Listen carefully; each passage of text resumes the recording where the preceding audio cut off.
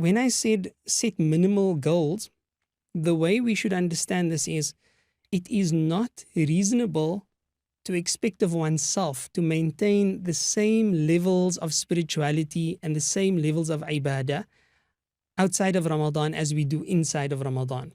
It's it's it's a beautiful notion to think that we can do that, but unfortunately it's not realistic and nor is it expected. Remember, كان رسول الله صلى الله عليه وسلم يجتهد في رمضان ما لا يجتهد في غيره.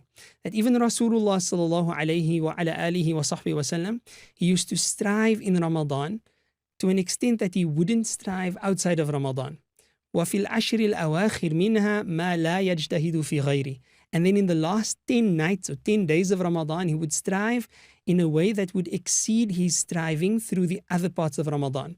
So it's unrealistic to expect of ourselves being, weak slaves of Allah subhanahu wa ta'ala. We are we in relation to him, sallallahu alayhi wa ala alihi wa sahbihi wa sallam, to then expect from ourselves that we will be able to maintain the same levels of worship.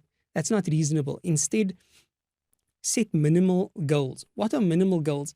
My description of minimal goals is that we should set goals for ourselves whereby we can attain some of what Ramadan offered to us in a way that is so minimal that we will find it almost ridiculous not to do it.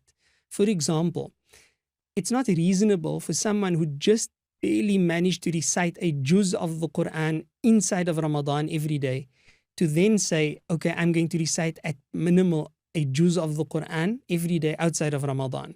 For some people, that may be good, but for others, that may be too much. So instead, a ridiculous minimum amount that may seem almost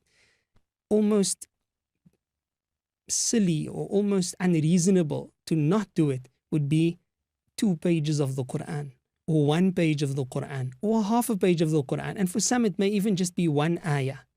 So if we set a minimal amount like that and we give ourselves a specific time period, that's very important. To just leave it open-ended and say when I have time is not a very good idea. It doesn't work.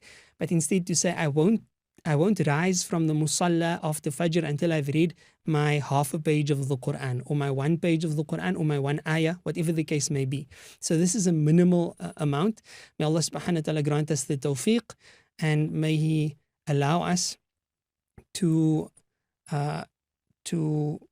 take some of the lessons of Ramadan and apply them in our lives. La ilaha illallah Muhammad Rasulullah.